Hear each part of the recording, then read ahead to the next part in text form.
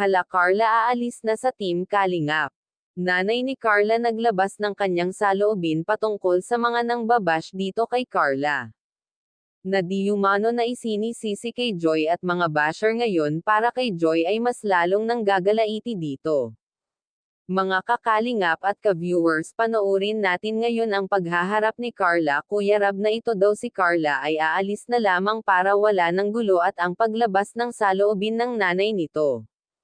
At bago po tayo magsimula sa video na ito ay nais ko lamang shoutout ang ating minamahal na mga viewers, kaya kung bago ka pa lamang sa aking channel ay wag po kalimutan mag-subscribe at wag po muna skip ang aking video para malaman ang nilalaman nito.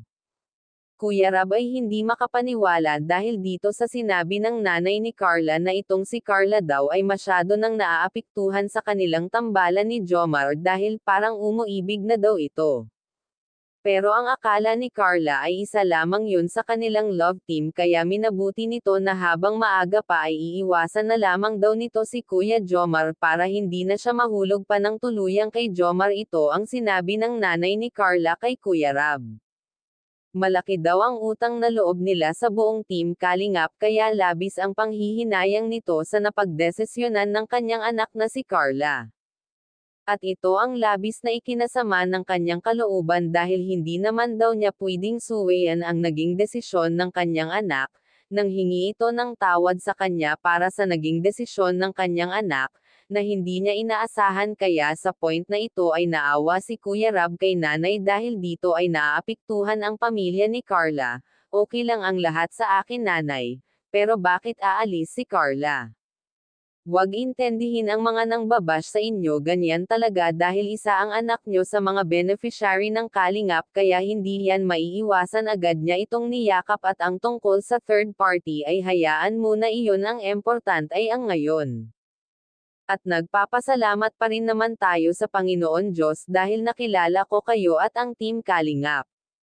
Well, alam naman natin na marami ang nabago ngayon sa buhay nila Carla simula nang maging isa siya sa K-Angels.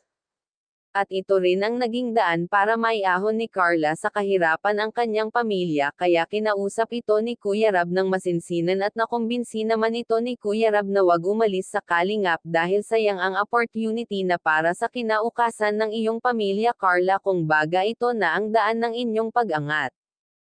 Ang Team Kalingap, lalo na naging party ng Kalingap si Kuya Rab naman, ay laging nakasuporta sa pag-aaral ng ating mga beneficiary ng Kalingap para makapagtapos ito ng pag-aaral. Kuya Rab ay may isang salita, One Kalingap, One Pamilya, at yan ang pinaghahawakan ngayon ni Carla. At wag nga po pala natin kalimutan suportahan ang ama ng Kalingap na si Val Santos Matubang. At hanggang dito na lamang ang ating mixing reaction. Again, maraming salamat sa panonood.